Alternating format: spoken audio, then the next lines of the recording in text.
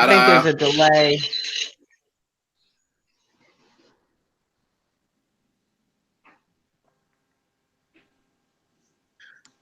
A delay? No, I'm good. I think there's a delay. Anyone else? I feel like I'm synced okay. Mine just cuts occasionally, but I think that's just because of my shitty internet. Oh, well, yeah, I'm right under my router, and I'm in Sao Paulo where we got good internet, so. Yes. Are you hearing yourself in an echo? I don't hear myself. Oh, okay, I was gonna say maybe headphones could help you, some of the feedback. All right. So what I was going to say is that we were having, well, let me back that up. I woke up this morning to just people throwing. Yeah, about a minute later. And I, my phone, I just remember my phone going off at night, but I was like, I didn't know it was any more or less than any other normal day. And I woke up to over 100 messages. That's just in the thread, plus the side messages. People were like, whoa, check this out. What's going on here? And I'm thinking, wait a minute. Uh-oh, you guys do not want to see this. This is not going to be pleasant. Hold on.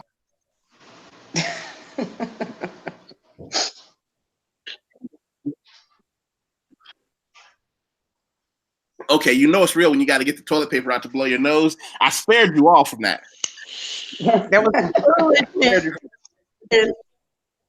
and so the conversation that was going on, every now and then it would have these lulls, but then people would come back with these real, borderline apocalyptic responses. And what I titled this, and the title can change at any given time, but what I'm looking at. Good morning, fam. Oh, good morning. How are you doing today? Good morning. Oh, sorry. Oh, Lord. We should all be polite, shouldn't we? Let's start. Okay, hold on. Mo, tell everybody who you are, where you are. I think some of the people watching have seen you before. Lincoln, Nebraska. My name is Maurice Gregory. I'm a doctoral candidate, work in healthcare right now. I'm a nurse. Previous undergrad in psychology and emergency medicine. Next. Renee? See, every time I say something, it's delayed. Is your internet connection? You're not in the same place. You're not in your house. Yeah, it is a little weird with you, and I don't know why that is.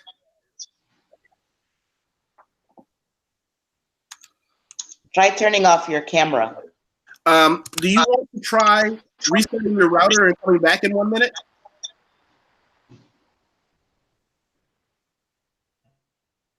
Well, Vanetta, we can go to you while Renee is coming back. Okay, so I'm Vanetta. I used to be a nurse, specializing in ICU nursing, but for the last 13 or 14 years, I've been out of the United States, first living in Ireland, and now for the last 10 years, I've been living in Brazil, and I teach English. Very cool.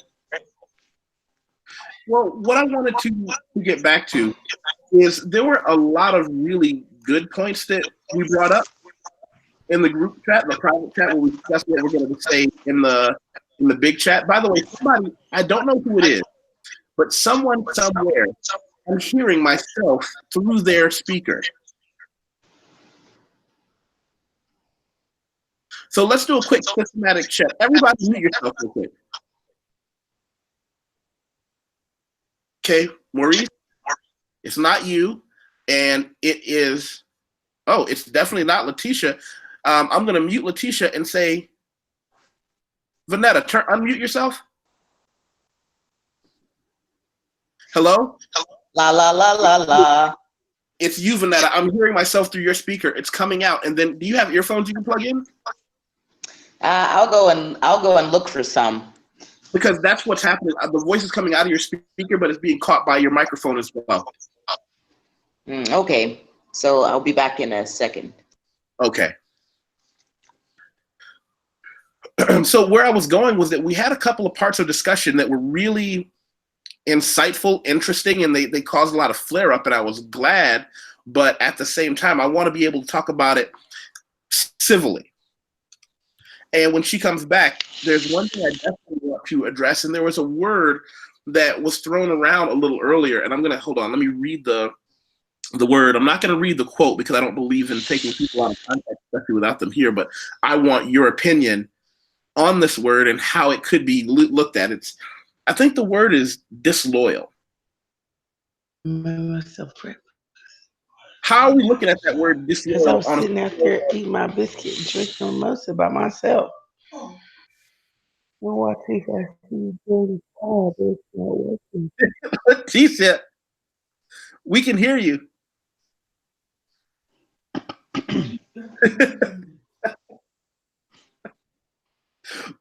This has got to be the most technically challenging discussion we've had. But Mo, when she said disloyal, we talked about the word disloyal. How do you even take that? Because my question is, in 2019, are people still defining themselves by one or two categories to be loyal or disloyal to? And isn't it even possible that we can be loyal to ourselves, but a part of ourselves that may not be loyal to another group that we belong to?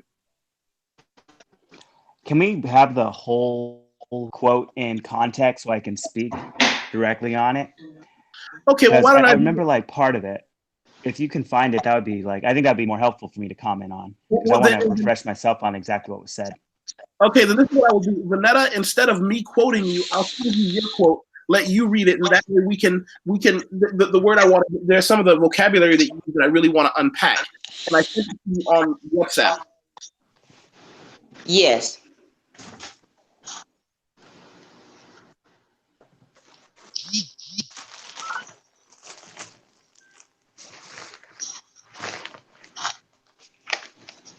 Did you see it?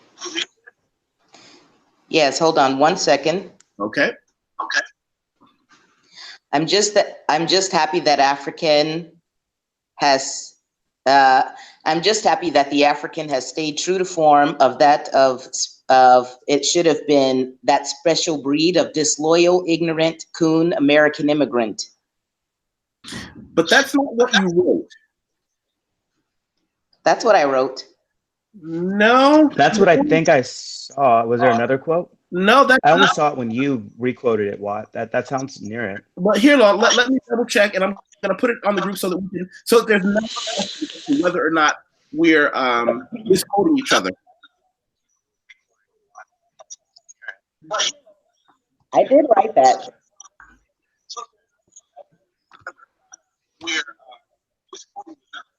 It's not a misquote. I wrote it. I remember writing it. Mo, can you read that? Oh, let me check it.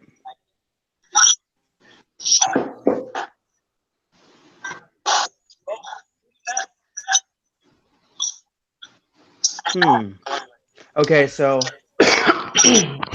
somebody's making a lot of feedback. It's like a lot of squeaking.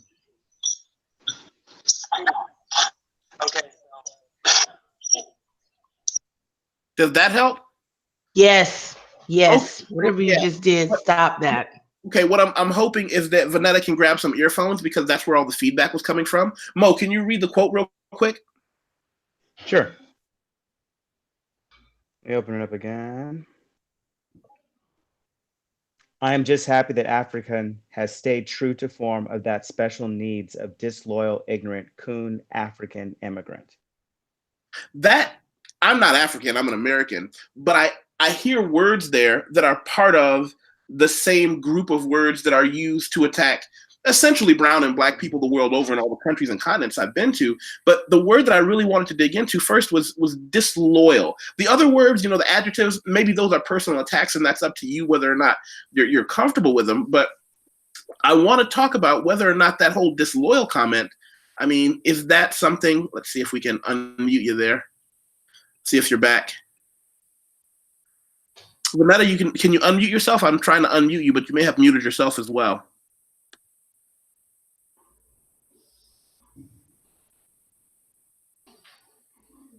Looks like she's still muted. I'm trying to unmute her, but if you mute yourself as well, then you're always going to be. Let's see. But like, if I understand the quote correctly, she was speaking about how people that willingly immigrate to the United States from Africa are selling out something. Is that what the connotation was of that message? And Yeah, that's what I gathered from it, is that she was saying that African folks come to the United States for opportunities but don't participate in any of the social struggles and stuff that we have here, in order to elevate the status of African Americans, because they don't feel connected to that community.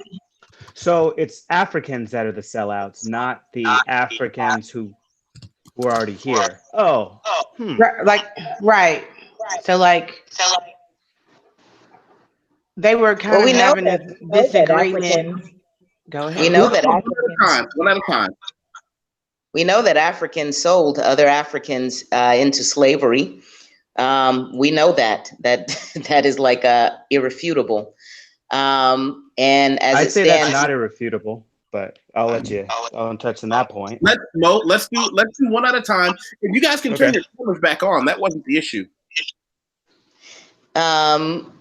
so we know that Africans sold other Africans into slavery. There is documented evidence of that, not only by the colonizer, and we also know that the fight in America has been led by Black Americans, not African immigrants coming to America.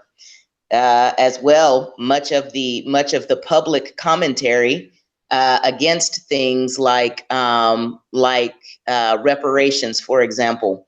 That's something that Black Americans are pushing politically now, and the majority of the Black pushback to reparations is coming from first and second generation African immigrants. And we also know that Africans in large numbers have been nowhere to be seen in the Black American fight for justice. As a matter of fact, most of the public commentary that I see from Africans and African immigrants in America is basically it tends to be against Black Americans. It tends to be derogatory, kind of like that African chick in the comments, saying that Black Americans have no culture, and alluding to the idea. I don't think I read that. If I'm wrong, She said that. She said that. She did say that. maybe I missed it. It was overnight. Maybe I missed it. I mean, I mute the WhatsApp chat because I'm busy a lot. So when I read it, I read all of that this morning, and she did say that. Huh. Okay. But I do tend to be an aggressive debater. I am pretty cutthroat when it's when expressing my passions. So it can appear that I'm just being a bitch, but there's logic behind it. I don't know. I'd also debate that. Can I start? Go ahead. I'd like to say first off that the type of chattel slavery, which is unique to the European slave trade, was not something that was practiced in Africa in any region, to my understanding, except in some northern areas where they did have some Muslim traders. So the idea of selling people into slavery under the idea of chattel slavery that we're used to here, which was slavery for life, which is never being freed, which had no rights, is something that's a foreign concept. So Yeah, I would say that type of slavery was something that is not what they sold people into. they And didn't know they were doing that. so I think that's an important thing to note. And I don't think that we bring that up in any other group of people except for when it comes to the African slave trade. We've never heard of the Sonder Commandos, but those were literally Jewish people that put their fellow people from their cities into gas chambers and helped annihilate them. And they did know what they were doing. Also, we have to realize that Africa has a powerful history of people that absolutely resisted the slave trade. And the slave trade was actually driven by a need for European goods to increase warfare, because it created an arms race, which also increased the slave trade, which was not something that was there. So I think you have to take all of that information into context. Secondly, I don't think that we can use anecdotal evidence to truly say what Africans here are like. About 2 million African immigrants live in the United States that have come here in the last, I don't know, 30 to 40 years. That's less than 0.5%. That's really hard to say that you have a solid knowledge of like them being out in front politically and things like that when they're so underrepresented in this country. Are they? They're overrepresented on the news. Just do a little bit of digging, and you will see that many of those that have disparaging comments Can you about name Black some? American are first and usually second. The younger ones are usually second generation Africans. Can you name some of them?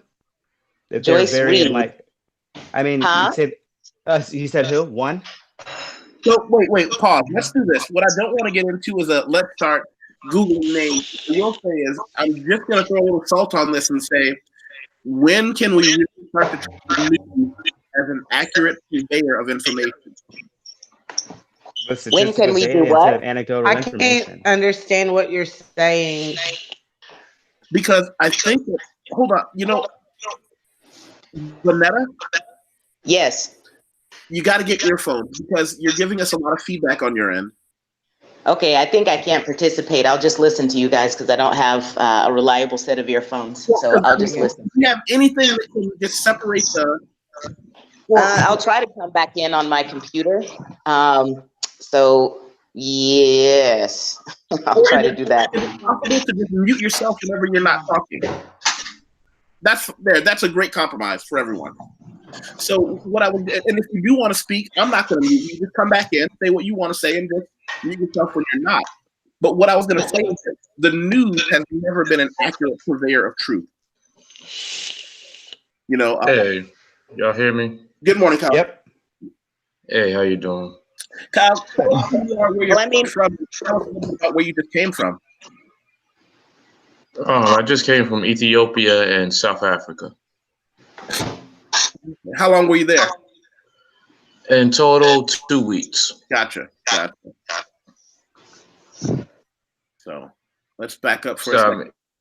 Go ahead. I think, when I hear people talk about Africa, there's more. It's very complex. I think a lot of people, just like me, we had a fantasy of what Africa is because I think as African Americans, we always imagine that Africa is a place we can go to, set ourselves free from prejudice and racism, but not understanding the continent and some of the problems they had and not fully, because I think a lot of us also didn't understand that they were being colonized, a lot of them.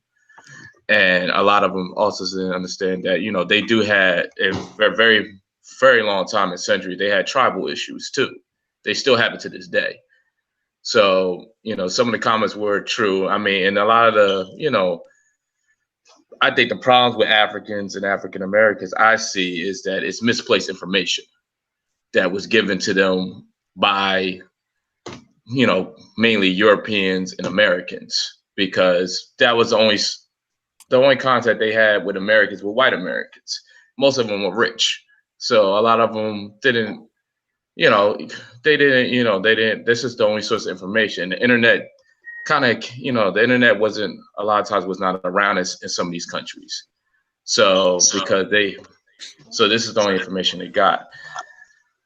What about today? Where are the alliances for Black Americans whose ancestors were sold into chattel slavery by Africans? Where is the owning up to that?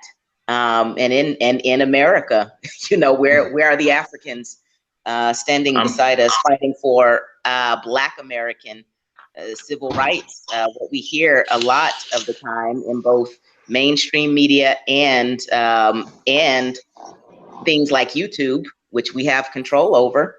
The message that we put out is that they in large part don't support us. They support the concept of Pan-Africanism as long as it's Black Americans standing on the front lines. Okay. I mean, a lot of them do support us, depending on who you talk to. Also depends on how a person grew up too, because some of these people that came to America, a lot of them grew up around white, white Africans. Just like my ex-girlfriend, she mostly grew up around white South Africans. So her But view was a lot. Let me finish. Yeah, go ahead. Okay, so just like when you meet a lot of African Americans that grew up around white people here, a lot of times those rules rub off on you, and a lot of times, and they also say like sometimes you're a product of your environment. So, and all of it is that they were upper class rich people, so they had those views back in Africa. Just like sometimes the king in England may look down on his peasants. A lot of these Africans that come here, some of them are not rich, but some of them are rich. So they come from upper class. So they may come with that little attitude. Now, I'm not saying that they all align with us, but a lot of it was misplaced information. A lot of, but and I tell them to this day, there's no reason to be ignorant to us. It's because you have the internet now. You have access to this. You can easily Google African American history and find out everything. Just like we can easily Google Ethiopia history. I mean, you ain't gonna find out everything because there's a lot of things that's been, that has not been there. There's a lot of things they left out because it was a lot of things. Where is there? Go ahead. I would just say I'm in agreement with that because I mean, I actually do speak to a lot of people that are still on the continent. Like I've not been to Africa, but I have a lot of international people that I deal with in general. And a lot of the folks that immigrate, first of all, you have to be in a position where you can have a passport and have money to leave the country and do all those things. Yeah. Just like here. I mean, there's folks in America that don't even have their passport.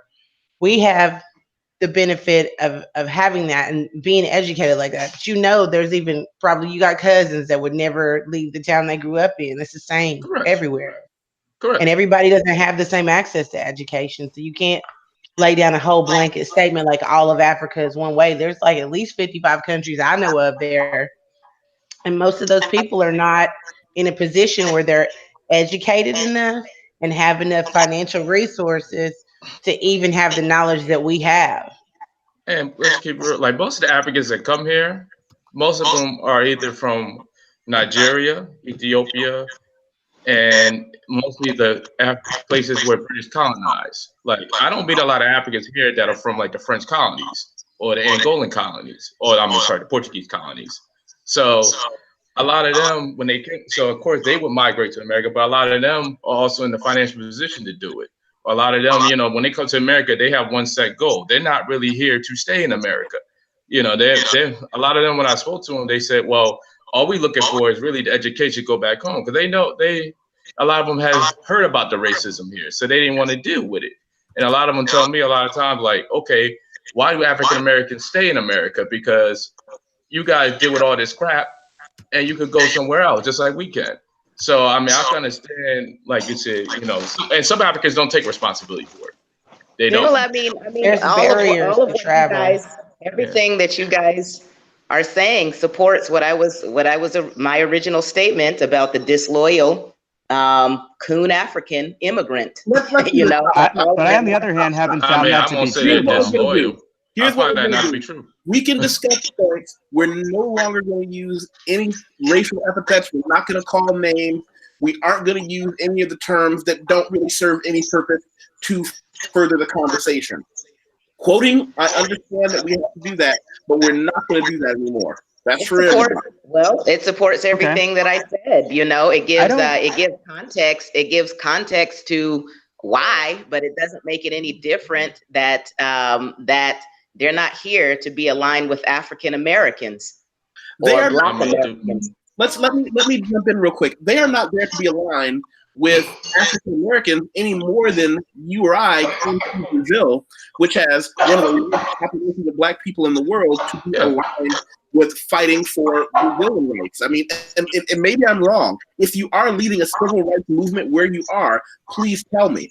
But if that is the case, then disloyalty comes in all brands of people who leave where they were to go someplace for a better life or a different life, including Americans who go to Brazil, Black or otherwise. It The speaks same to thing happened. you'll never hear me disparaging Black Brazilians or asking back Black Brazilians. Well, gosh, why don't y'all just go? Why don't you just do this? Why don't you just do this like us? Why don't you just run away like we do? You will never hear me saying that. I do align with them.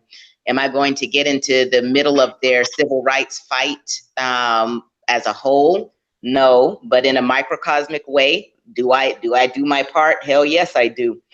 But that goes back to the word disloyalty. Disloyalty is the word you're specifically using for people who left Africa to went to America, that they are somehow less loyal to their own. And let's all not forget, I'm sure we all know it, but it needs to be said, Africa is a continent, not a country.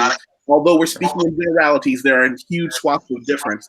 But just to go back to the word disloyal, how can you insert disloyalty into their action of saying, I'm going to leave and I'm going to go to France or America? They don't really participate in civil rights for Black people in America. They don't really participate in civil rights for a lot of Black people in Brazil. When a lot of African Americans go there. So we are Black Americans. We participate in the sense that our civil rights movement is the blueprint of the current Movimento dos Negros in Brazil. That is our. A lot of their civil rights movement back home was the blueprint for our movement. So I mean, you're kind of doing the same exact thing. Whose civil rights movement? Whose civil rights movement? There is nothing in Africa that was a blueprint for the Black civil rights movement in America. A lot of it was. No, it wasn't. The civil rights movement. The civil rights movement. A huge Mandela during the fighting segregation. I'd say he was.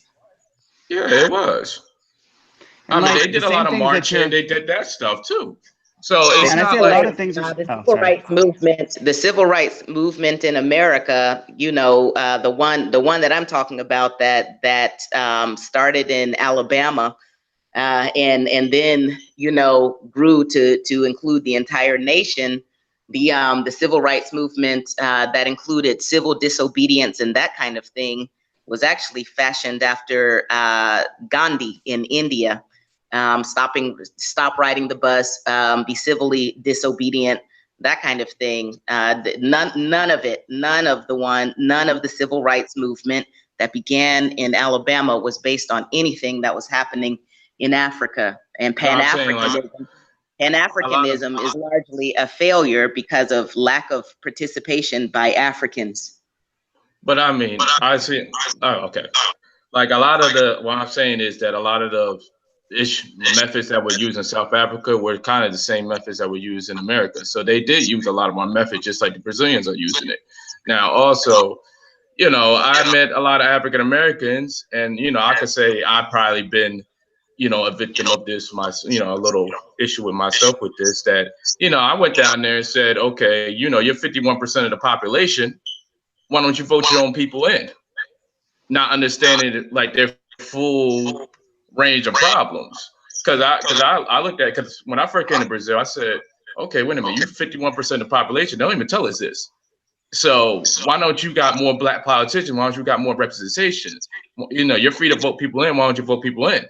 And of course, they a lot of them fell down, because I was like, I looked at them like, we had a Black president. You could have had a Black president.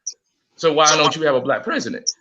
So, and I could say I was probably, wrong for saying that. I know why. I know exactly why. It's because Black Americans are the only Black population on the planet, besides maybe the Haitians of antiquity, to collectively rise against oppressors.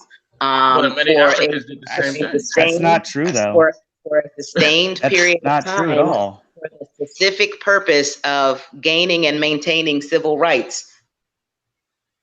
But except for the same thing. Colonies of Brazil, which started the idea of capoeira. They killed them. They didn't use civil rights. Like I said, the Maroon colonies of Brazil started based on militaristic violence and violent fights to get out of slavery. That was before the emancipation happened of African Americans in the United States. So that's not factual.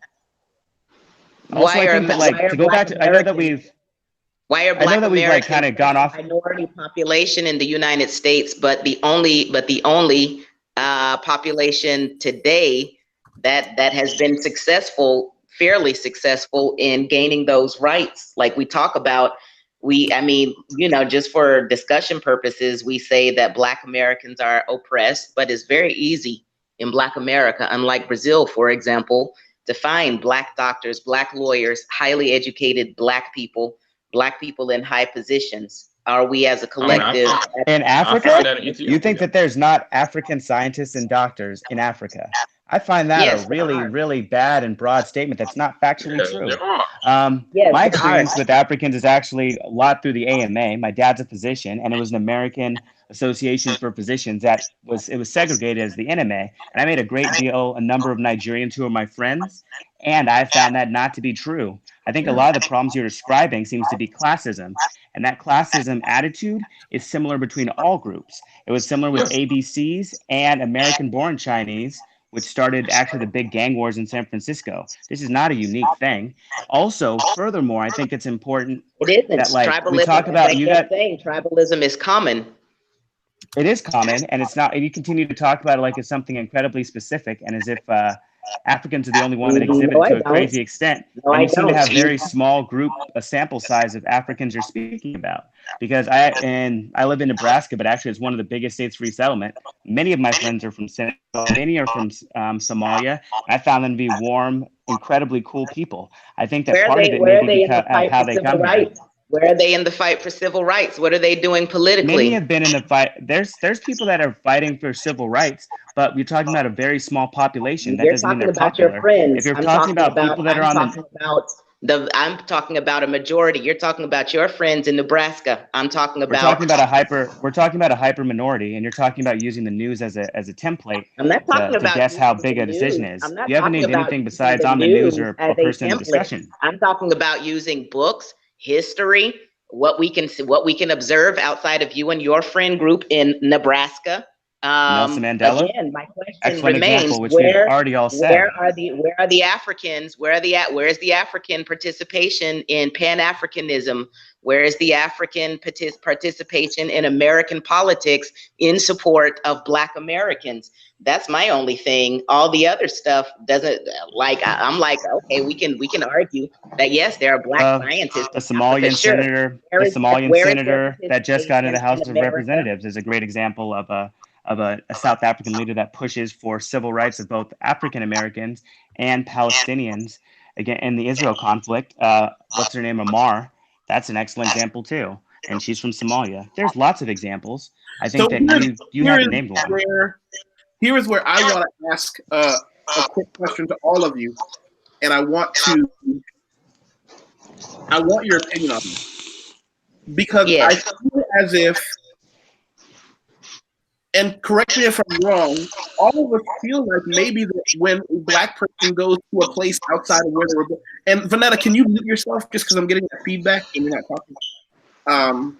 I feel as if we are looking at whether or not there should even be an expectation of someone from another country and another culture going to another country and another culture and saying, because you and I are the same skin color, I owe you my help. And I want to read you something that I wrote a while back, but I want your thoughts on this. It says, poor people forge alliances based on race, religion, and location. Not poor people forge alliances based on education level and income. Poverty is not a state of mind. Because what I feel is that there can't really be, I don't know any other group of people that genuinely feel as if they are owed the support of someone who looks like them but was not born where they are, that didn't share in the same pain and struggle that they shared into. Everybody has their own burden to bear, but I feel as if it is not owed to anyone to be angry that someone from another country, and in our case we're talking about Africans from someplace in Africa coming to America, to be bitter that they're not helping the fight in America is to say that they are expected to. Well, it's And let's because be real, we do the same thing. the anger, any bitterness comes from the fact that they often benefit. They usually benefit by a system in America that was set up by Black Americans fighting for those rights. And where my place of coming into the discussion is within the context of politics, Pan-Africanism, and the ADOS movement that's happening right now, where Black Americans are pushing for things like reparations and that kind of thing. It's not talking about everything. It's not talking about all Black everything everywhere. It's specifically in that context. And so, you know, if you don't want to help, that's cool. But they don't have to disparage Black people either. You know, they don't have to do that. You know, but there is validity in that.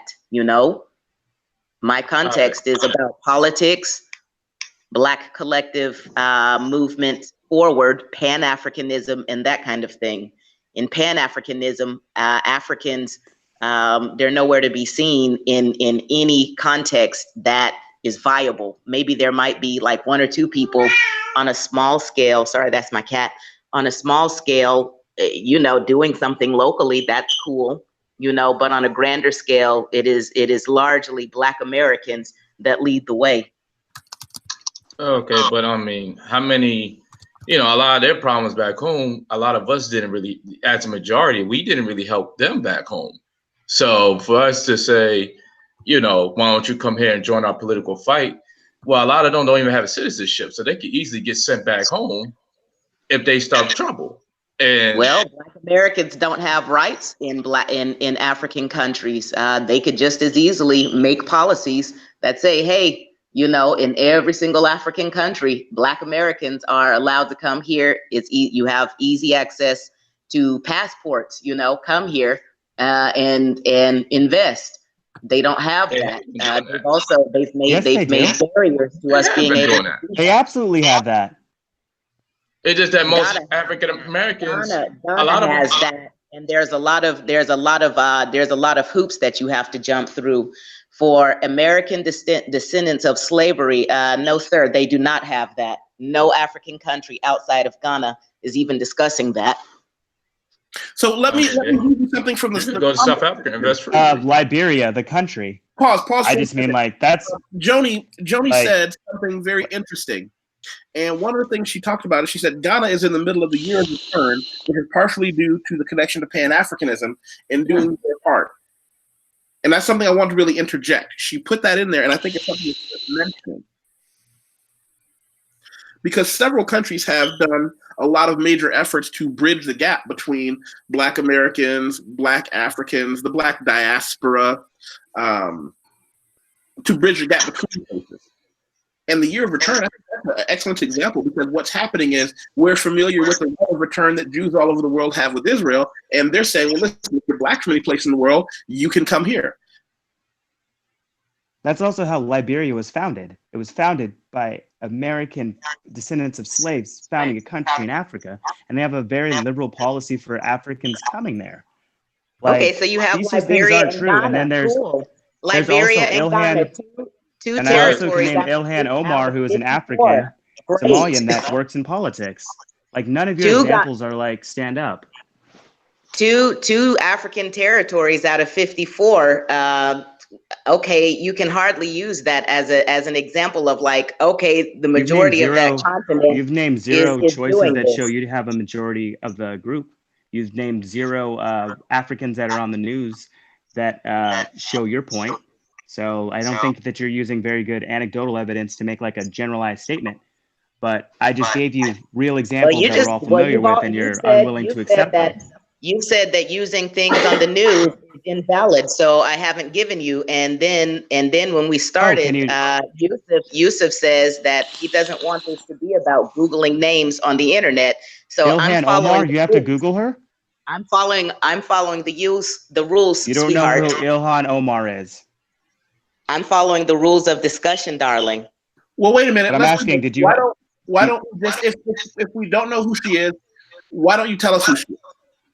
She's a congresswoman that was just elected this term. She's received a horrible backlash because she talked about the Israel occupation on the West Gaza Strip and got a huge blowback from it. and she gets constant blowback for being a Black female member of Congress that wears a jihad.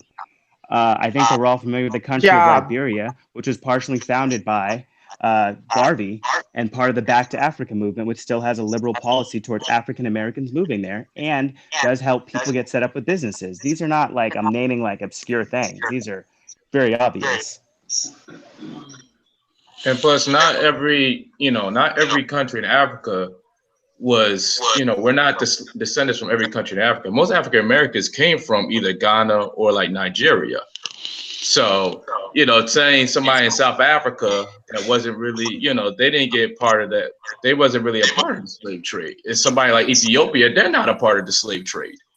So to say to them, oh, why don't you, open up the doors for us? It's like, well, you wasn't, in the context of Pan-Africanism, which again, I have to keep going back to that. In the context of global Black politics and Pan-Africanism, it is absolutely valid to ask them those questions.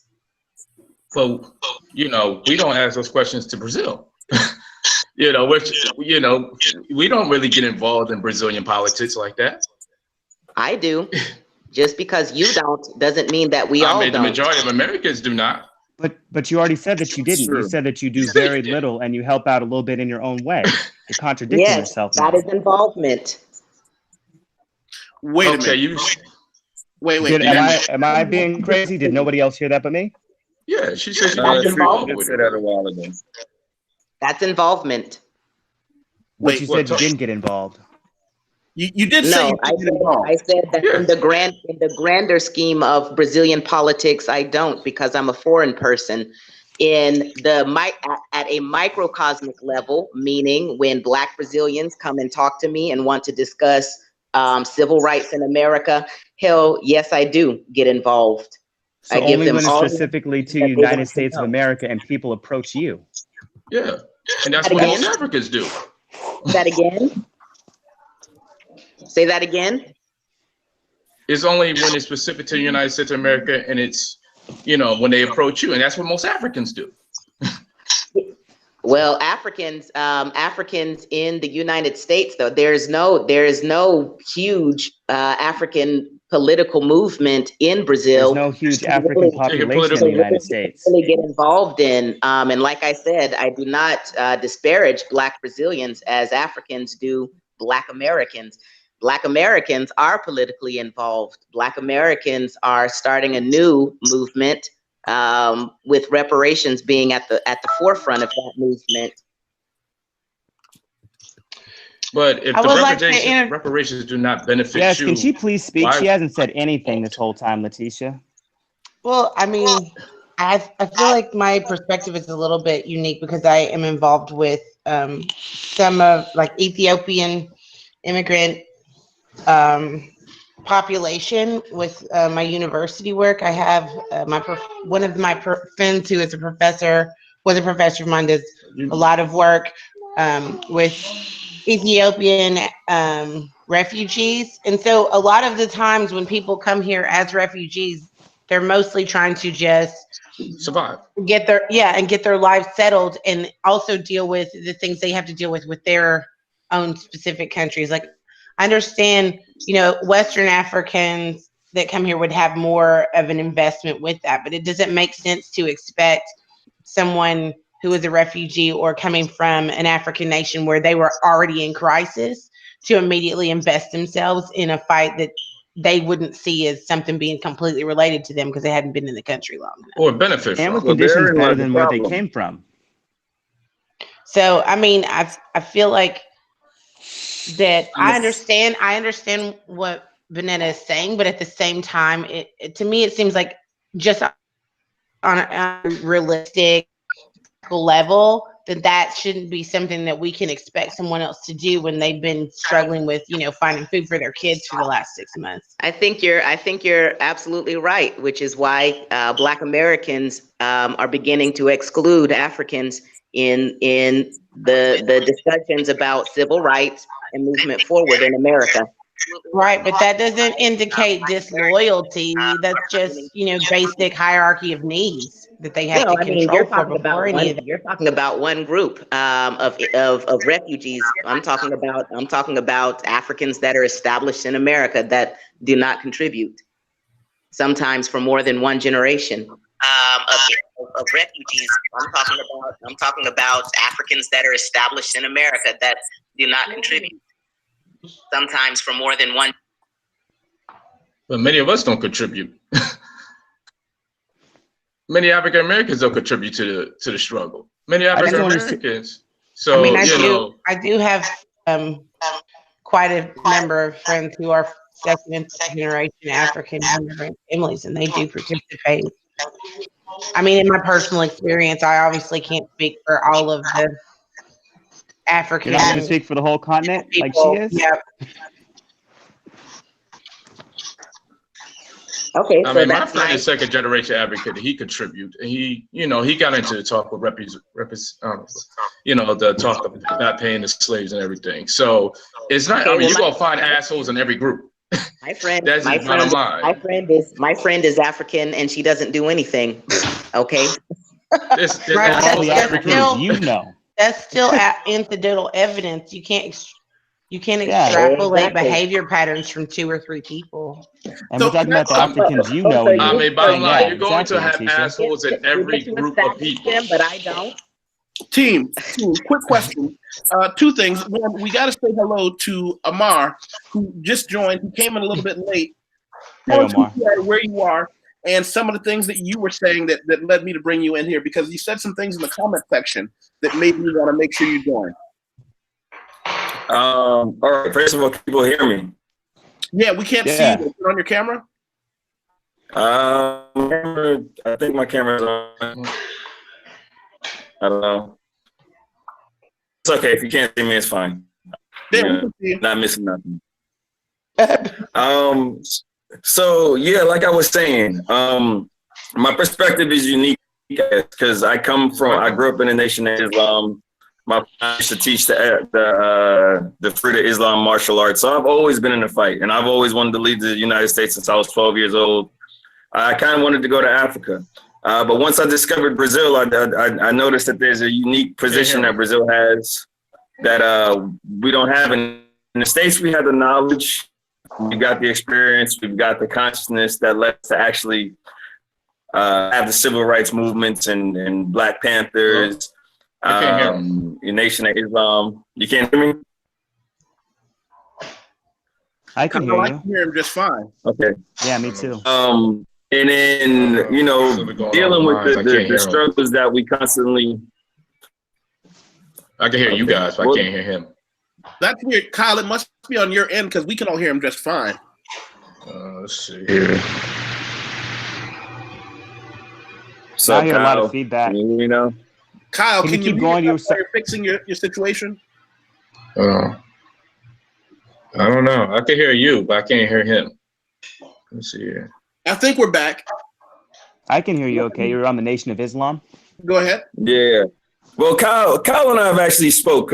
So Kyle kind of knows my perspective anyway. But what I realized is that, first of all, our grand problem amongst all of the diaspora is that we still see ourselves as a separate entity. When we'll be attacked all as one. They're not attacking us separately in different nations. They're attacking us a whole way from. So as long as we continue to think that we are Black Americans or we're Afro-Brazilians or we're Africans and everything is separate, we're losing, period. There's no way that we're going to win if we continue to think that way. So me coming down to Brazil, with the notion that you cannot build the fortresses behind enemy. But I also had a different view of Brazil back then. I thought it was more prosperous and more forward thinking or more advanced in the fight than they really are.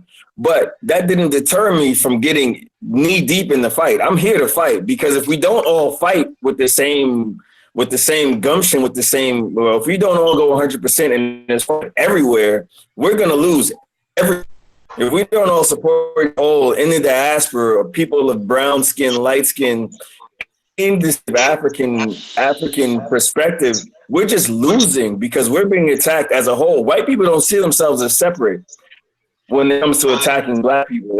They're coming full force. And if it's European or Russian, if it's Russian or English, when it comes to fighting us, they unite and they don't care because it's a matter of the color of skin. You know, if you're African from Nigeria, if you're African descent from the United States, if you're African descent from Brazil, when they attack you with the same fervor that they would attack anybody. It doesn't matter what the black diaspora you're from. They don't care. They want it gone. Good luck. Good luck finding a lot of continental Africans to set aside their view of themselves as being different to join you in that fight. Good luck with that. But I'm not worried about them. I only want people that are going to be fighting with me. If they're not going to be fighting with me, they might as well be on the other side. That's how I feel. I'm not trying anybody else to change their mindset. All Africans as negative. Are you not doing the exact same thing that you accuse them of doing? What is that? Who, me? No, her. When she's saying that all Africans, based on your experience, have this mindset, you're doing the exact same thing as those people that you claim are a negative to the movement. And it's just weird to me that you don't see the obvious parallels in your attitudes of generalization towards how you feel they generalize. I'm just saying if they would like to be involved, then they should be involved. But if they do not want to be involved, then we should not be wasting our energy trying to get them involved. True that. We should lead by example. Amar, can you tell us some of the things that you've done when you say in the fight? That's a very abstract term. Can you tell us some of the things that you're doing? Hey, every time that I get the chance, I actually here in Salvador, wherever I can.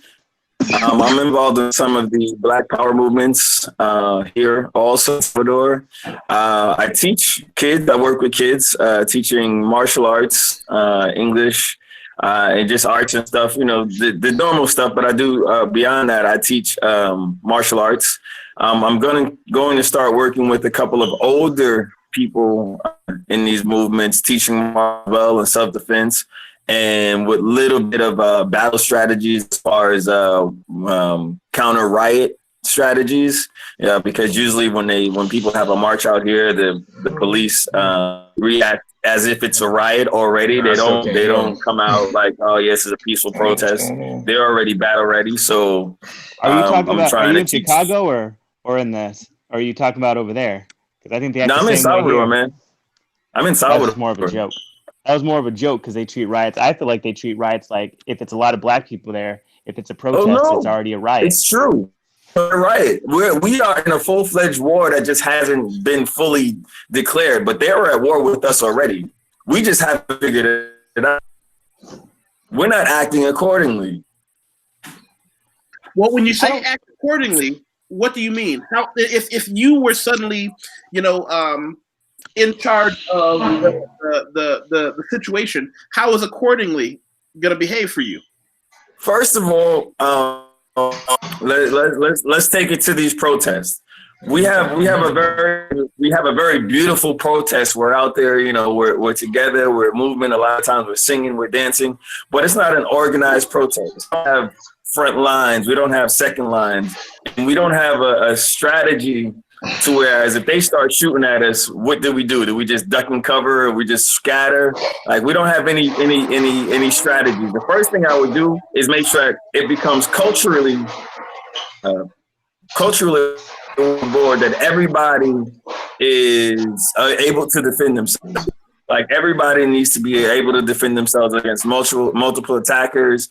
Needs to know what they do if people start shooting at them. They need to know.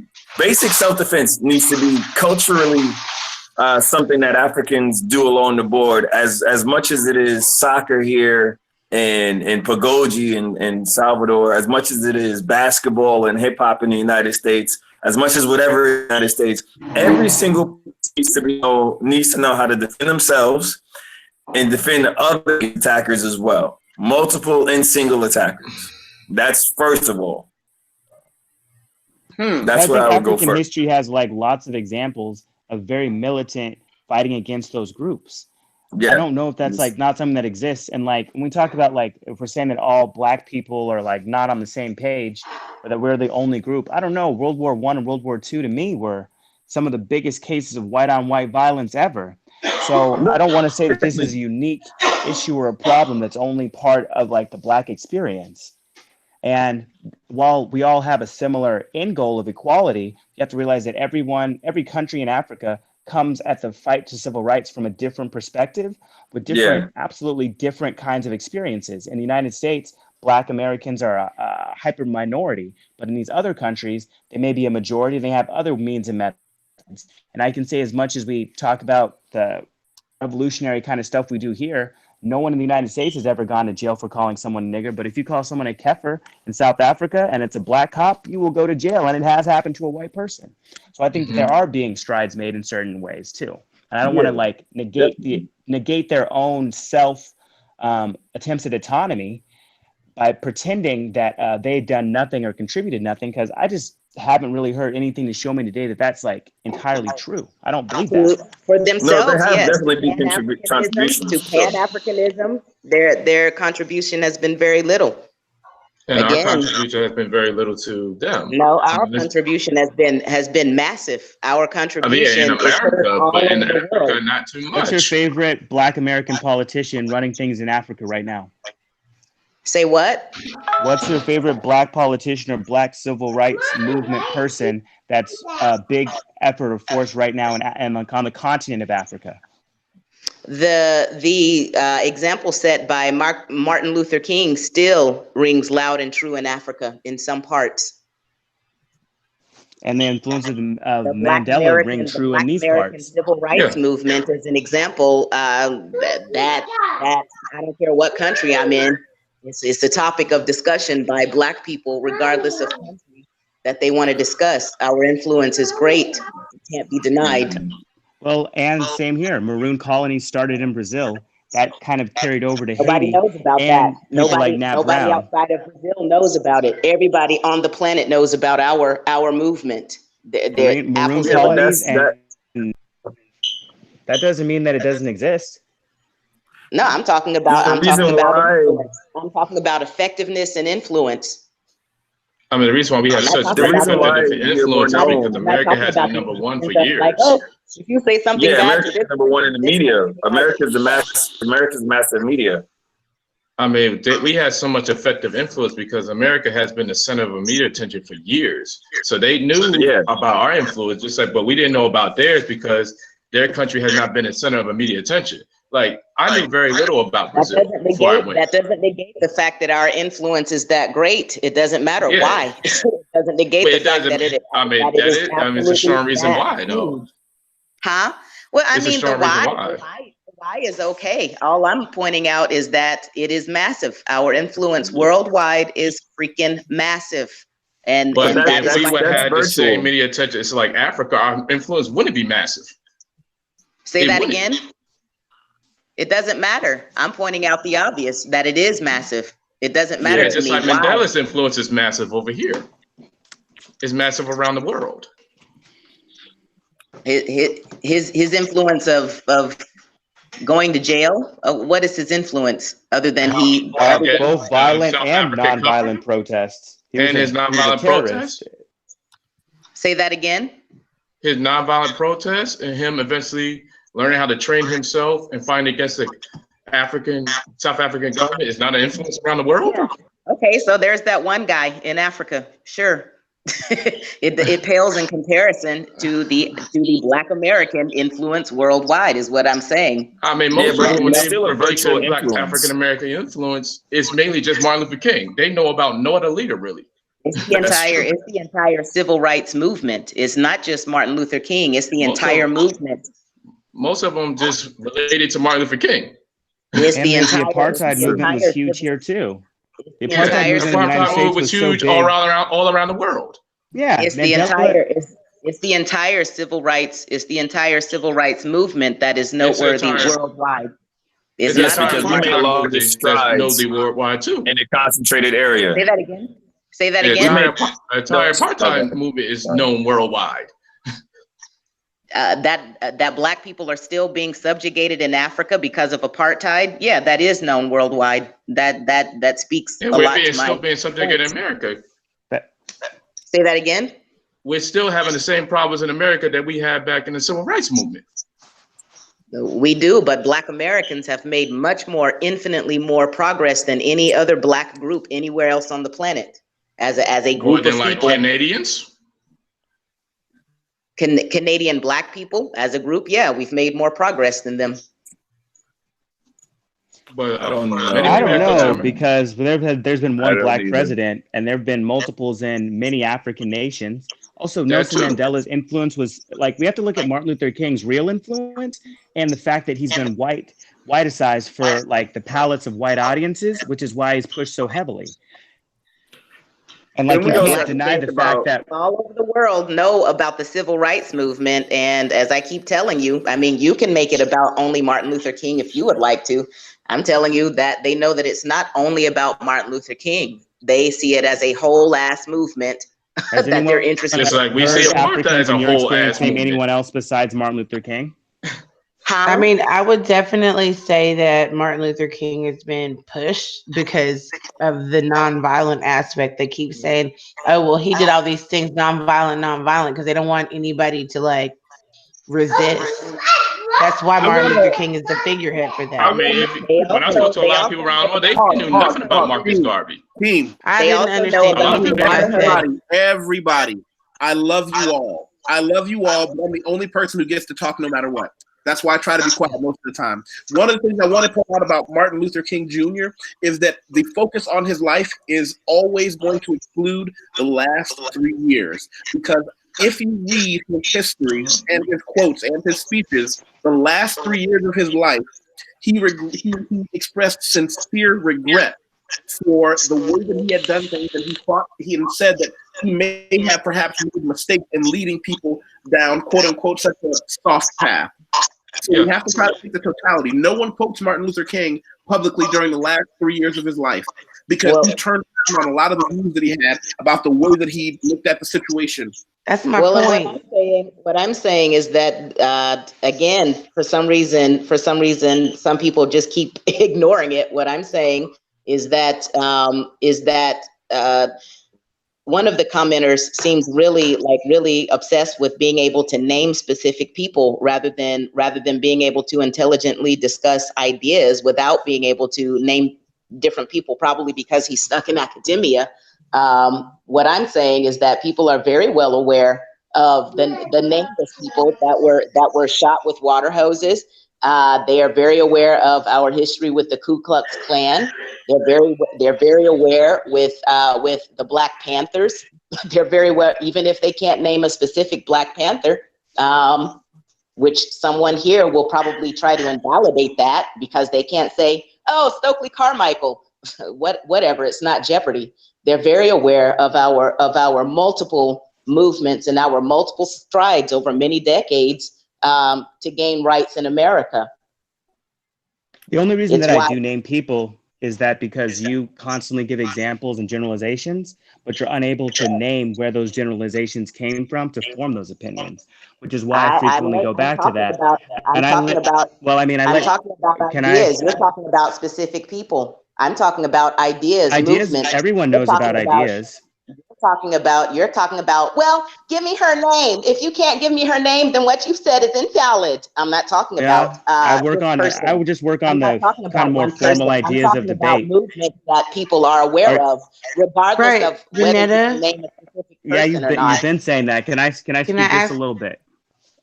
I mean, all I want to say, and then I'll let you have it. If you're not going to continue to belabor naming a specific person, sure. But if your entire argument is based on, well, can you name 10 people, specific people, rather than focusing on the movement that we're all aware of, then sure.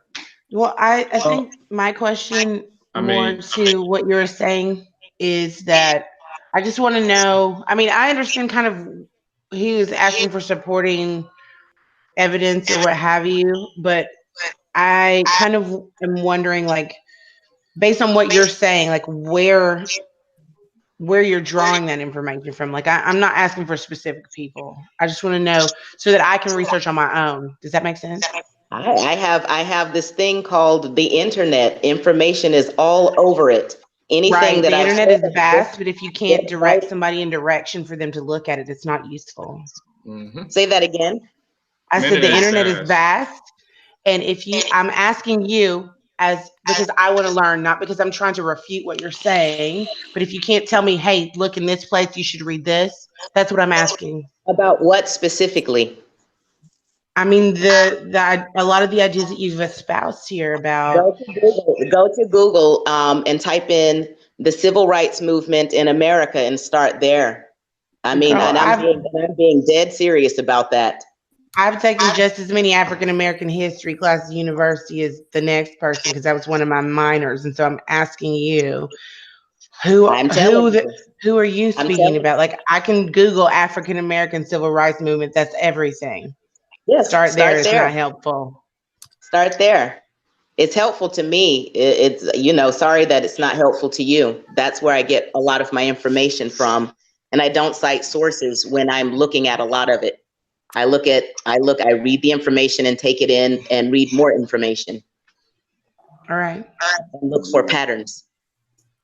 Well, I mean, like, nothing you've talked about really shows like a statistical overview of information. And when you can't name like statistics or information that really shows that I have named exactly how about around the number of people that are from Africa that have immigrated here in over the last couple decades. It's a population I work with a lot. I've discussed it in anecdotal terms too. And when you say just look on the internet, that doesn't kind of strengthen your case to understanding why something you're saying is not just your opinion, as opposed to a stronger opinion that may be held by many. And like, I think that Nelson Mandela is an excellent example of someone that's had a powerful influence. We often talk about Nelson Mandela in his later years, but we don't talk about him when he was a terrorist, because Dick Cheney considered his group terrorism when he was setting tires up and blowing up cars to stop the encroachment of the South African government on the local populace. So I think that a lot of those examples are ones that we don't spread far because they're like whiteicized by America. Because we don't talk about Nat Turner a lot, but we will talk about Martin Luther King and holding hands. Or John Horse. Yep. We won't talk about the slaves that were like ready to kill everybody. And I don't think that means their influence is any lessened because it's not talked about in white popular media. Those people that don't hear about are often the ones that make people afraid. Those actions were catalyzing at the time. Those were things that definitely push things forward. And you can't, I mean, I don't think that there's anybody that in this group that would sit here and think that there was not violent action. We would still be slaves. Yep. Pretty much. I mean, just like, they don't push the Black Panthers because of a lot of their violent tactics. They didn't push Malcolm X because of a lot of violent tactics. A lot of times, they've been pushing certain people because they didn't have the violent tactics. Let's put it this way. Let's put it this way. And then about John Horse. And John Horse led a group of free Black people, and they fought against the American government. But let's put it this way. Can name a peaceful U.S. revolution or a peaceful European that was successful? Okay, hold on, baby. Name what? A peaceful European or white American or any white revolution that was successful. Any peaceful revolution that was successful. The white revolution in Ukraine. Sorry, I just know a lot about history. That's the only one I can think of. That was peaceful. Yeah. Well, that's amazing. It's one of the very, very few. Yeah, because usually what's happened with us, and we all just touched on that same point. The people that get pushed, and as far as Black revolutions, are the ones that were peaceful that had influence, but not as much as the violent revolutions. Exactly. What makes people stand up and go, "Oh shit, we need to change what's going on," is when people start to literally fight back. People start fighting for their lives, and how do you fight for your life? You may have to take somebody else's life, and that's what gets people's attention.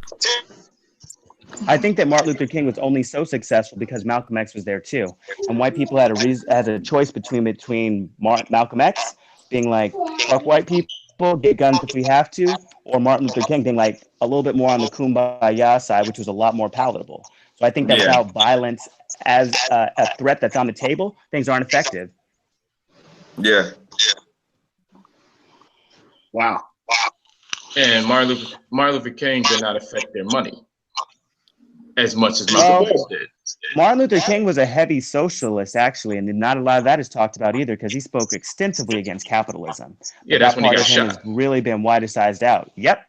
That's the reason why he got shot. And, because at first they didn't think he would be a threat to the money. That's the reason why they pushed him so hard. Malcolm X would have been a threat to the money. He would have been a humongous threat.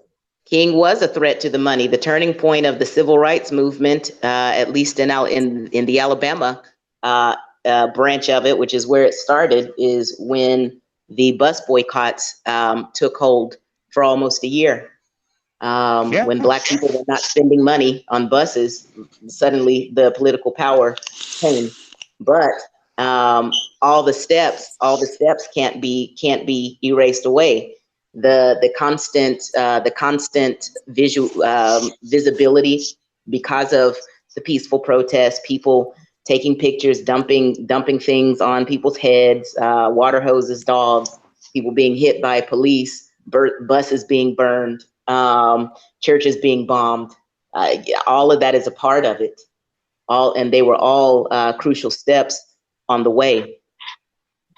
But the turning point. Any of us disagree with that. I don't disagree with that, but I would say Malcolm X was a bigger threat to the money. He was a bigger threat to the money than King, because Malcolm X was talking about full separation from them. And if we would have done that, we'd have ended up like the Jewish community or like the community in Black Wall Street. So if you're talking about full separation, where we create our own buses, we create our own businesses where we don't have to depend on them at all. That's what we need to do. That's a threat to them. And that's the reason why I think they pushed King a little further, because King was talking about integrating and, share, it seemed like he wanted to share stuff. But Malcolm X and the Nation of Islam, they didn't want to share. They just said, look, let's separate from them completely because we're not going to get good treatment out of them. So this is why I say, like, in my opinion. Yeah, they were both so important to the movement. Like being cast as like the Superman and the villain. Both parts were crucially needed. They were needed. If they could choose one as the lesser of the evils over, over the other, then fine. We still benefited from it. I think that they were both very crucial. All parts of the movement have been crucial to moving forward, I would say. I want to guys think on plausibility.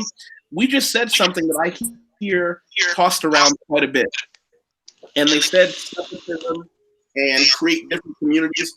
I want to ask honestly, and I want to hear from each one of you individually. Is that even possible for 2019? For 2019, is it possible for you to talk about, for any of us to talk about separatism and creating an outside organization? Do we have any of the internal skills necessary? One of the reason I ask this is, on another side of separatism, it's militancy that we talk about. I have a friend whose older relative, and I'm not going to be any more specific than that, talked to me about what it was like during a militant phase in their country's struggle. And he said he worries about a lot of oppressed people, but especially Black Americans who he feels don't really understand what it's like to be in a situation where you may have to put on a backpack and live out in the woods as the fighting goes on, to have to understand that you may have to learn skills that are so far forgotten in order to just survive, like as your government has to murder you. So that level of organization and dedication, you also don't have a network of supporters, because no insurrection survives without sympathizers from the inside. Do this. I want to do two things. One, I'm going to go out of order here. I want to start with Joni. Joni she's one of the mods on the side. She's been waiting for a while. She finally got a chance to jump in, and she has a couple of points that she wants to make, and we're going to address her points after she lays them out, but I owe her this few minutes of screen time. Joni, are you with her? I'm trying to be. Can you hear me? Yeah, we can't see you though. Yeah, my camera's not on. I'm not camera ready. I'm not gonna lie. And actually, the main thing is I'm having some really bad connection issues. I'm actually currently in Ghana. I'm in Accra, and was kind of chiming in from the side because I'm multitasking today. I've got some stuff that I'm writing. So, I'm just wondering where this conversation began, because we keep kind of going back to like Pan-Africanism and you know, are Africans involved? Is that the overall arching question, is like who should be involved in what? And my initial comment was even, you know, there's a lot of Black Americans who are not involved in any of these types of conversations and refuse to be, right? And so that was one of my questions of where did this expectation that Africans, again, from the entire, you know, 53 plus country continent, are expected to, you know, somehow equally participate or whatever the case may be. And then what would the appeal be of somebody who is even 2 or 3 generations in America to participate where they're excluded? So I do talk to a lot of Africans out here in Ghana. And then also a lot of my past research has been around kind of like socioeconomic development within African communities in America versus Caribbean American and Black American communities. So I was just kind of curious where this kind of conversation started. It sounded like you were going a completely different direction. With the militant and the arms and whatnot. No. So you came in at a turning point, but I'm more than happy to kind of go back and redefine some of the things that we said earlier. So I'm okay with where you are. Sure. Okay. That's kind of like it. I don't know what else to say with my few minutes here, but you said there was just a bit of like generalizations being made, and I was kind of like, whoa, okay. Okay, well, you said a few things that I want to give you the chance to expand on. You said them in the comment section. One is you said the ADOS, someone in the ADOS is going to find a problem no matter how many examples are given. What is the ADOS that you're talking about? I think I understand, but I'm not sure. And does anyone here identify as such? I identify as ADOS. Yeah, I'm kind of lagging here. I believe her name Vanetta. I think. Yes. I can't read the names on here. Yes, she identified as ADOS, and for whatever reason, from what I understand and what I've been kind of given information on, because there was also a small group of Black Americans in Shanghai when I lived there that identified as ADOS. And that it's the American descendants of slavery. And one of their main premises in terms of, and again, I think this is kind of outside of Pan-African, it's even opposite, it's counterproductive to Pan-Africanism, in that this idea that, you know, the benefits of the civil rights movement and equality within America needs to go to those who are those descendants of slavery. And so when I made that comment, I may have been generalizing, but I feel as though most of the ADOS people I've spoken to, they're not interested in that international Pan-African collaboration. They're not even interested in what's happening in other African countries or other countries where Black people are. And so that was part of why I made that comment. I think if it's going to be very hard to, no matter how many names or how many examples you come up with. And that was when I posted it, was actually right after I made the point about the year of return in Ghana as being from, because if you actually, Ghanaian history is very foundational with Pan-Africanism. There's a lot of Garveyists out here. There are a lot of, and it's, their sense of Pan-Africanism is way beyond America. And America, to them, Black Americans are stuck behind it because of the issues that we face in America, as far as, you know, police violence and, you know, the prison systems and whatnot. So that was why I made that comment. Okay, so going on to another one, you said, you know, Black Americans exclude Africans because they sometimes think they are better than Africans. Did I type thanks? Because I know I got typos sometimes. Yeah. Thanks. So one of the issues, Mo brought it up. There's a lot of classism, right? And this is globally. And vice versa, absolutely. I mean, one of the first ways I was corrected 10 years ago in Shanghai was simply a South African woman saying, well, you shouldn't say African American, you should say Black American because you guys are really not African at all. And I was like super offended. And then I got over it because, that was her take from her experiences, et cetera, et cetera. So I think that the snobbery, the classism, the judgment, because we just don't talk to each other. You talk to a lot of Ghanaians here and they think that we're all driving, Ferraris and Lamborghinis like they see in videos. And it's like, okay, I'm trying to pay off student loans, and so there needs to be more, it's support for having more conversations as opposed to creating more division, in my opinion. I once wrote a while back about being a Black American as opposed to an African American because I've never been to Africa and Africa doesn't take my tax money, and so I fully support that. I fully support that. As a Black American, I have a completely different set of problems that I have to deal with and get over. So I just wanted to. Go ahead. Oh, sure. Thank you. I think the point was made. Oh, sorry.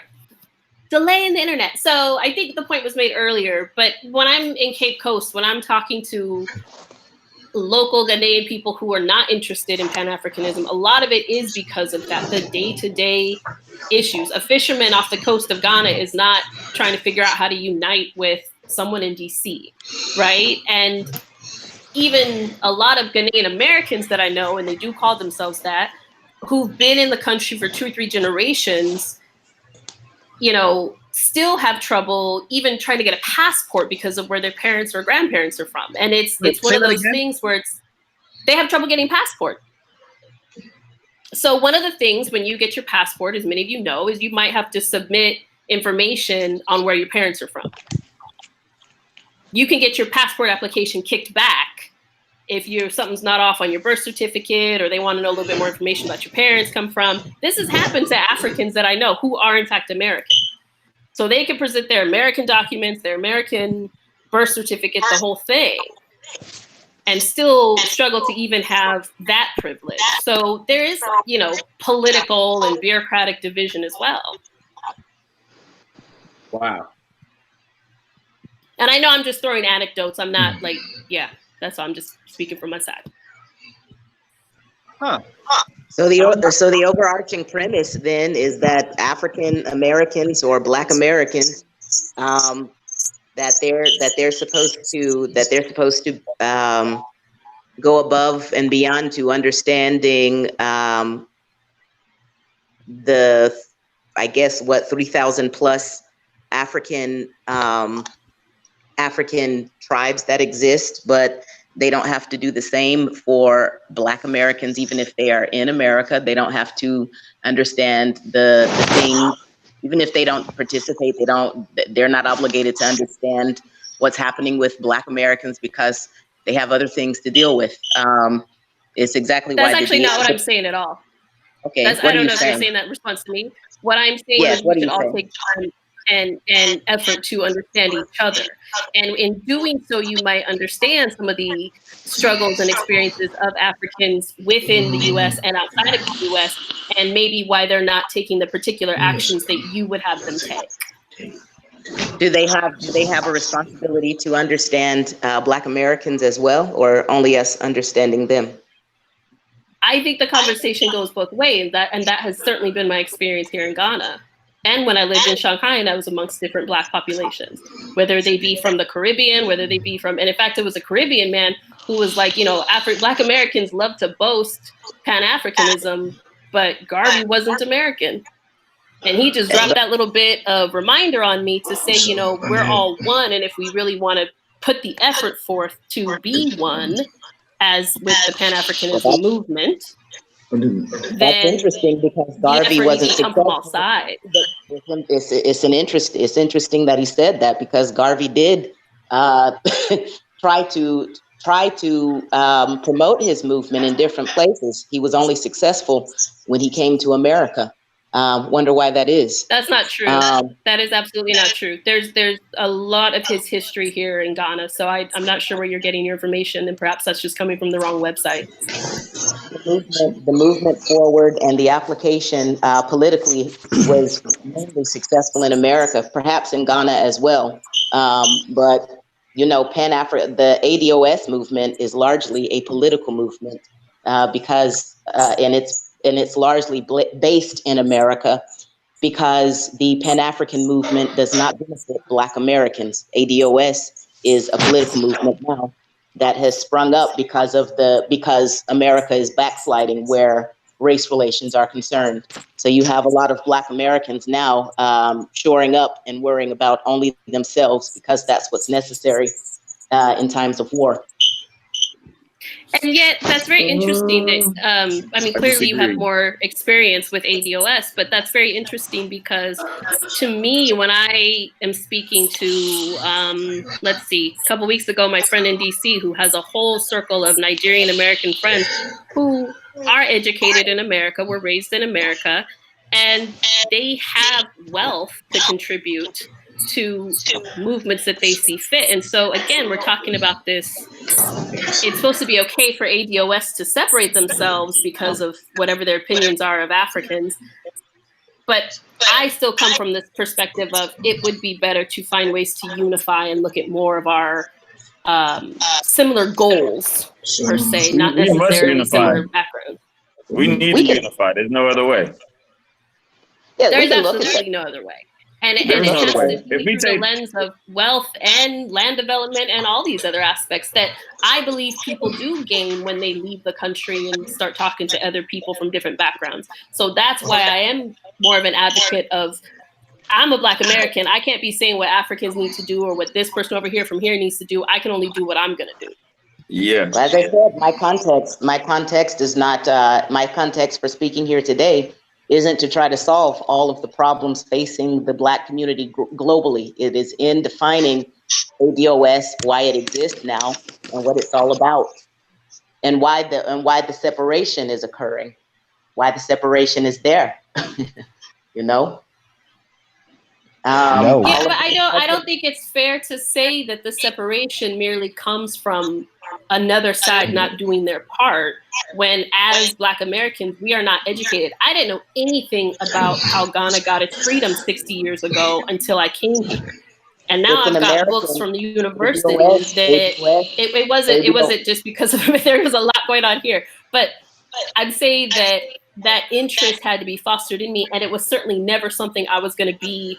I saw Black history and African American history and even African history classes in my college, course book.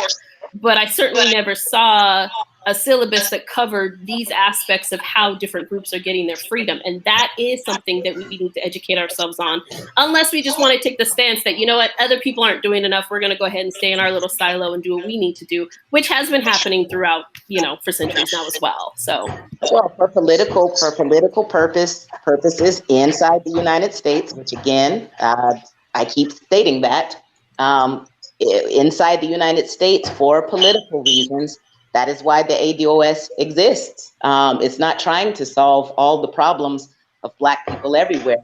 It is looking at the specific problems of Black Americans and what can be done about those problems. And the reason that the separation from Africans in America has begun to happen is because of their lack of participation in a way that can be felt by the majority of Black people. We all have African friends, sure, but their influence is not great enough, and especially now that we're talking about things like reparations and how can Black Americans, whose ancestors were enslaved in America, benefit from that slavery, hundreds of years ago. That's why the separation is occurring. It doesn't have anything to do with African immigrants. Most of us don't believe they should be entitled to reparations or any benefit that comes from that particular political stance or movement. And Africanism. And that would be why separation, I couldn't I think a align lot of myself separation with a group occurred like that. Hold on. because We can't talk over each other. Kyle, Okay. go ahead. I think a lot of separation occurred because of a lot of our misinformation and also our treatment towards each other. I mean, because I hear a lot, and not just Africans that said this. There was I met a lot of Haitians when they came to America. They wasn't fully welcomed by African Americans. I mean, I met a group of Haitians in Miami, and they told me that while they was going to school, they had a day called Cracker Day and Haitian Day, where African Americans used to run up and punch them in the face for no reason. So I think this is, a lot of it was misinformation and treatment that we had towards one of each other. I remember my friend, a close friend that was from Africa, when he came to my neighborhood, he was getting jumped for being African. So, I'm hearing a lot of these stories coming from a lot of Africans that came here, and they said a lot of this stuff happened to them from African Americans. So why would I associate myself with you or get in your movement if you jumping me, or if you beating me up for going to school, or you calling me African? So why would I get involved in you? You're correct. They're being excluded in the movement in this particular movement because of issues of separation. You're correct. Yeah. So attitudes like yours kind of separation.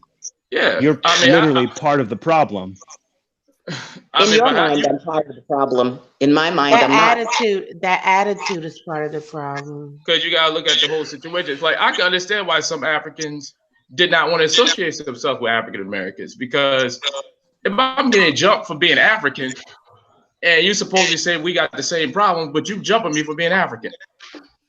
And I remember even with the Haitians, and Haitians had, and I'm sitting there looking at Haitians, they're probably our closest brothers, because they was on a slave ship with us. But a lot of them, when they came to Miami, they were getting jumped by us. And they said they jumped. So what about the millions of immigrants that were not jumped when they came? Are we only focusing on the millions, or maybe hundreds or thousands that had bad high school experiences? Or are we talking about? But almost every African I talked to had these experiences. Yeah, I would say that's the majority of Africans that came. And let's be real, some of us African Americans had these experiences in America. So I can understand, like, if you came to America and this is your experience with African Americans, I can understand your hatred towards them. Hell, many African Americans have the same hatred. You got many African Americans who leave the neighborhood and don't come back because of these experiences. That was my experience. I think, these are the types of experiences that do tie back to colonialism. I want to interject. We were taught to think in America. We were taught. How many images of Africa were we shown? What you say? No good one. Yeah, so we kind of had a conversation about this separation previously when we're speaking about, our specific choices to be, we are all of us on this panel here are living outside the box of the average African American experience in the inner city, and even the places where I grew up. Like, if you think differently, you're ostracized. That has nothing from out of the country or not. Like, I grew up in the hood. I grew up in the inner city. I had the same experience, but there was always this separation. And I know YusefWateef has said his experience was the same. You can be a nerdy Black person in the United States and people won't talk to you and want to start fights and stuff because you're not doing what they think you should be doing. That's an endemic problem that we have in my personal experience and a lot of the experience of people that I have met since then are not just trying to. But all groups of people have that problem. If you're a fat white kid, you're going to get picked on by other white kids. If you're that super nerdy white kid, you're going to get bullied.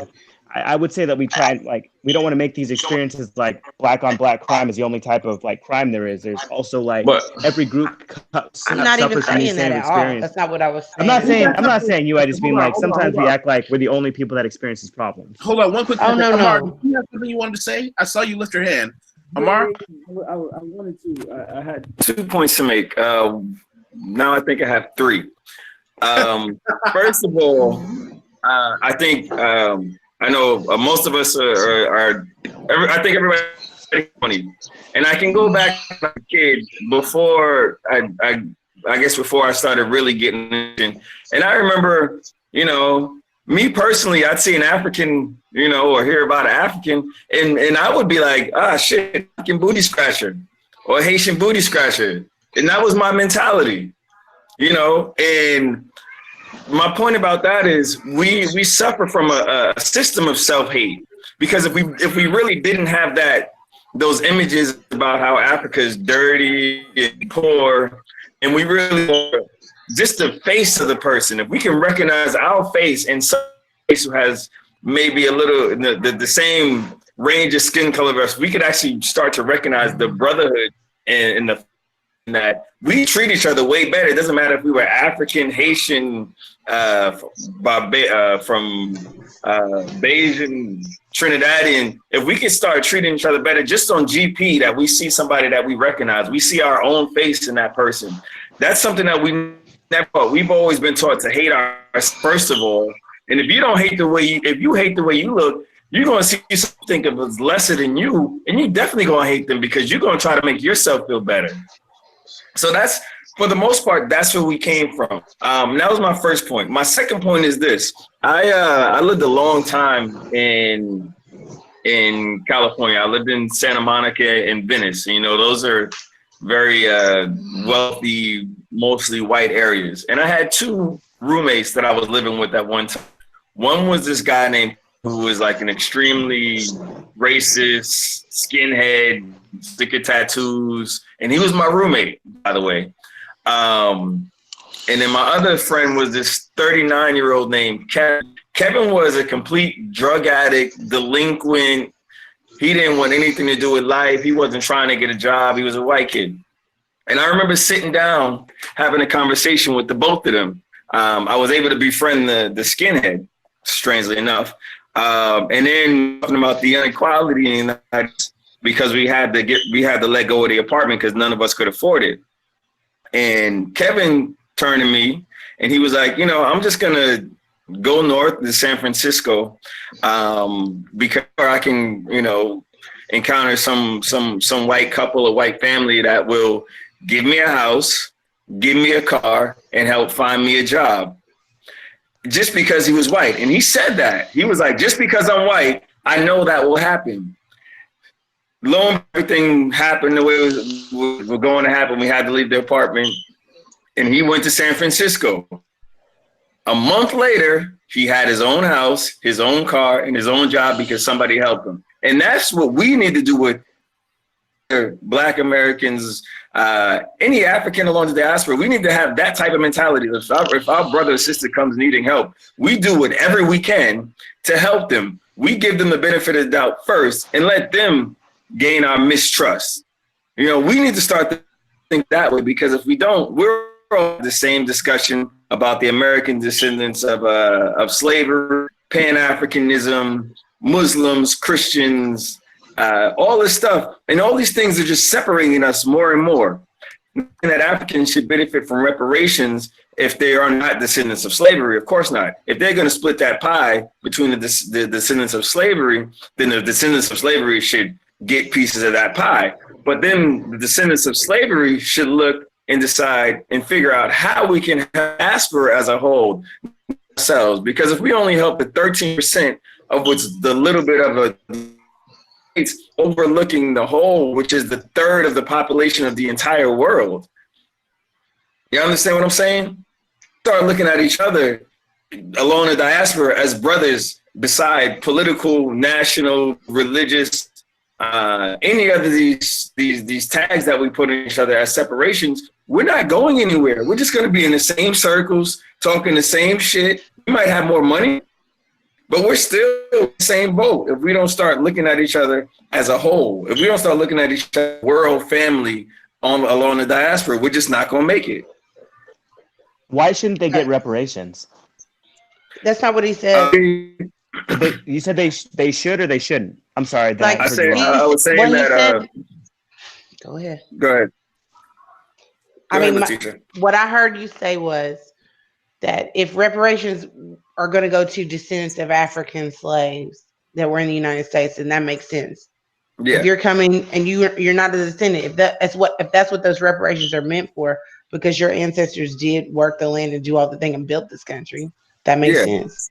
That makes sense. If It doesn't make sense for if you're an immigrant from Africa, why should you get reparations for American slavery? Exactly. I'd say that Africans also were negatively affected by slavery. But if you had a program of reparations for African colonialism, that makes sense.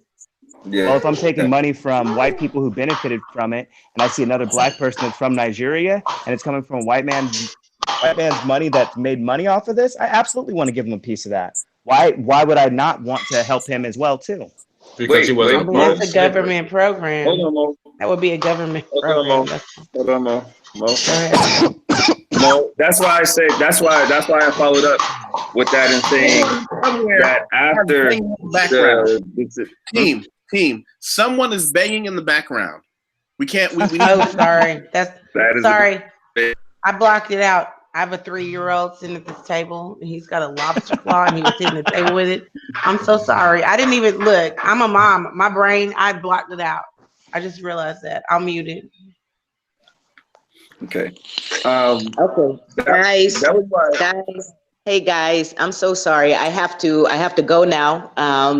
But the discussion has been really great. I'm gonna watch the rest of it later when it's on YouTube to see how it ends. But thank you so much for including me in the discussion. And yeah, tell them about your website.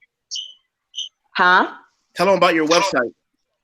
Oh, I just have a little website for people. If you're ever coming to Fortaleza, it's just a website about things that you can do here besides the beach. If you're kind of a nerd like I am, the beach is fun for 2 days, and then there needs to be more stuff. So it's just about that. It's just about things in Fortaleza that I like to do, and I think that other people would like to do. So my YouTube channel is Fortaleza in English, and my website is fortalezainenglish.com.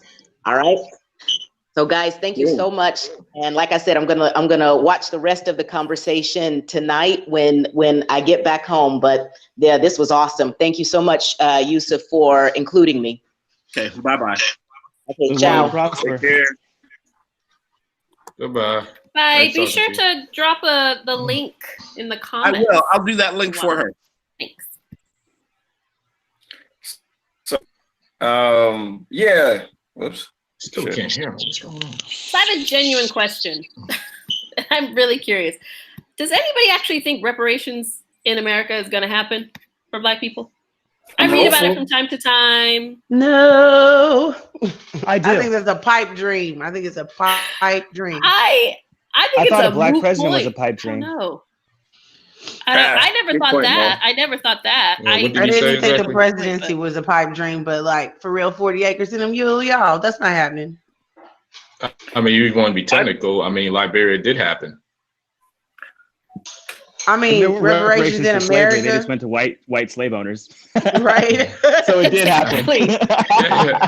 I mean, like, we have to pay you. I don't think we should hold our breath. Black people you lost. I mean, if you want to be honest, I mean, Lincoln did it, but like they had land in Africa and they gave it to us, so we could set up in Africa. They gave it to a selected. And many African Americans didn't take the opportunity.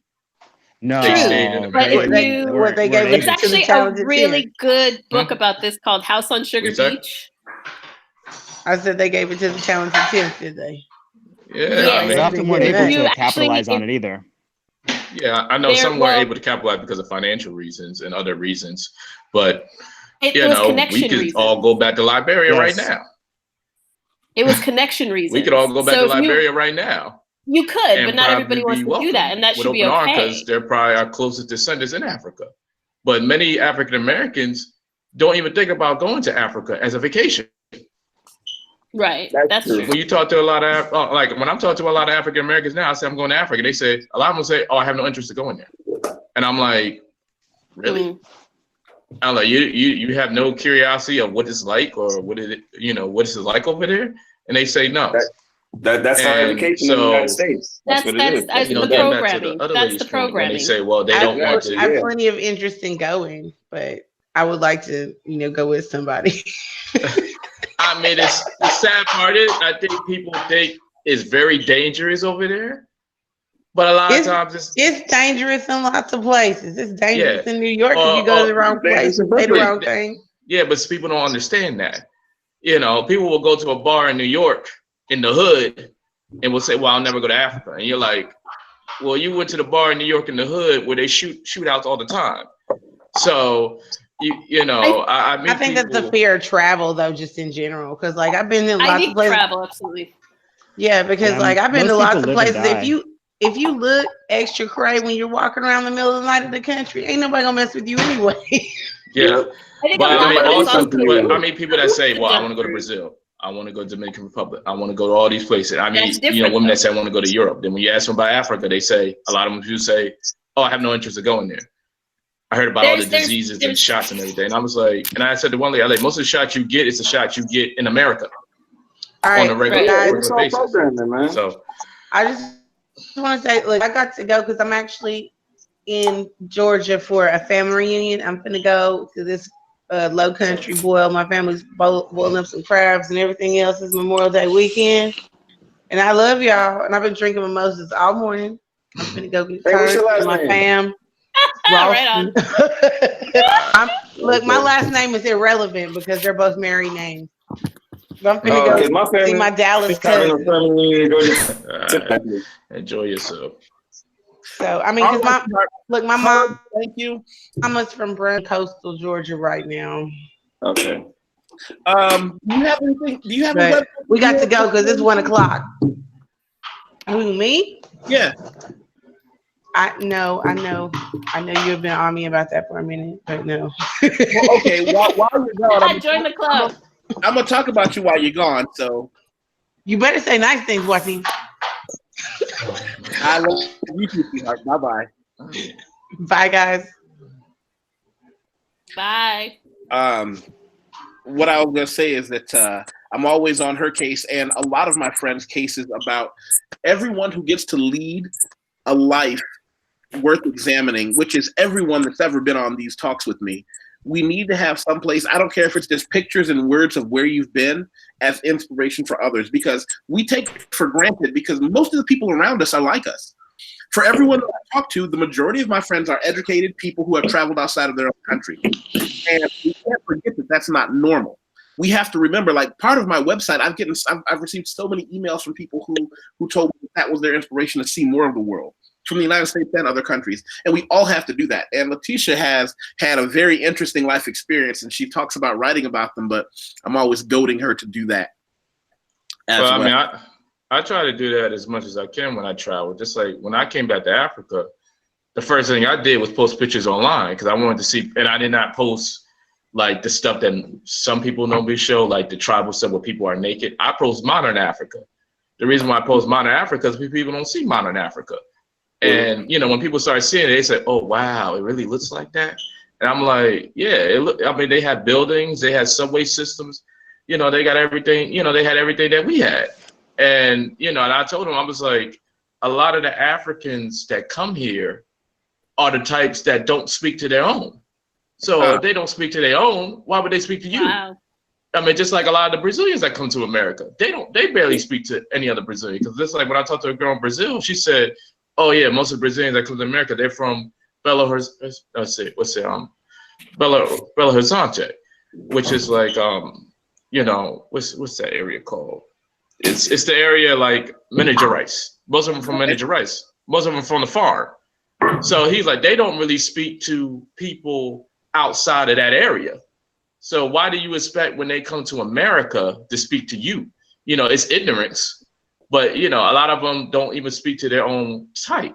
And it's the same way in Africa. It's the same way around the world. When they come to America, they really are not comfortable because you done threw them in a city setting. They're in the city. They're in the slums. They don't go to the slums in their own neighborhood. So why would they go to your slums or your area? Not only that, because the efforts are there to get out of it. I think sometimes we do have to sit down and talk to them a little bit more and maybe stop being so judgmental and maybe listen to them. Because just like I have talked to Africans before, and they told me about some of the experience they had. And I also said to them, I was like, well, you know, yes, I understand you had those experiences because I can't sit there and lie because I witnessed them firsthand. But I was like, but you also came here with your same little attitude too. You came with your, you know, I heard Africans say, well, you're not a real black man.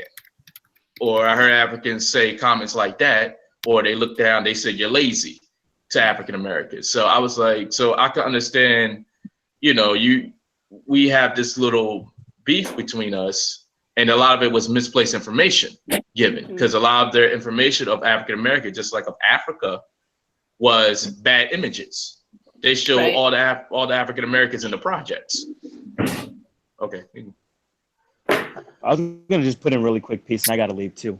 I was gonna say, like, I think that one of the things too that maybe Africans have trouble understanding between Black Americans is the fact that things in countries can be more dire. Just similar to the way that my parents think that my life now is easier than theirs because I'm not literally dealing with segregation, because my parents lived in a segregated South and experienced that very tumultuous time. So comparatively, if you come from a place, a country in Africa that is struggling, you come here and you think that this is a land of opportunity. You may have a different ideal about people that are already living here and understanding why those things are not coming about. And then second thing I want to say before I head out is I don't understand. I know that I do understand, but I do disagree. I think that almost any Black person that's here, if it did come to reparations, I'd be absolutely happy to share that reparations with them, because we realize that part of the transatlantic slave trade was terrible damage done to Africa, as well as the people that were brought here as well. And country that's built on so much like lying, thievery, and slavery, I think it would be underneath me to say, hang on a second, let me make sure that this other person that has experienced negative things doesn't get a piece of this money. That was my whole point on it. I don't see a reason to take it away from anyone when it's coming from a big pot that's really all of it is resources stolen from Africa. Lastly, I'm about to head out, and I'll give myself a little plug. You can give me an email at gregoryii@gmail.com. I'm currently working on research to look at cardiovascular disease among African American populations, and I do blood pressure machines in places. And if you want to help me with research data, or have a barbershop that wants a free blood pressure machine to just do your own testing, I'd be interested in helping that get worked out with people, so I can get a larger statistical data and we can get some better help there to our communities. Thank you very, very much. Live long and prosper, people. Have a good one, brother. Have a good one, man. Yeah, man. But you know, I think if we go back to the point, you know, a lot of times. Hold on one second, Kyle. Amara, what were you gonna say? Yeah, I was gonna say I need to head out too. Kyle, I'll send you pass information on. Tell Kyle what's up to wrap at him real quick. Yusef, I'm gonna work on that website. I do have a website, but this is only about the social work that I do. And I'll send you that, you know, share that with everybody else if you want to. Later. We've got another project we're working on. We'll talk later, my friend. Okay, for sure, man. Everybody take care, be easy, and I look forward to the next chat. Okay. Well, I guess that's going to start wrapping it up for us. I know that... yeah, I got to go too. I know that Johnny had a bunch of stuff to do as well. Thank you. I do. Thank you for having me jump on real quick. So it was really good to hear everybody's experiences. All right, man. I need to get up out of here. All right. It was nice talking to you about this subject. I thought it was a subject we needed to talk about. Bye-bye. Bye.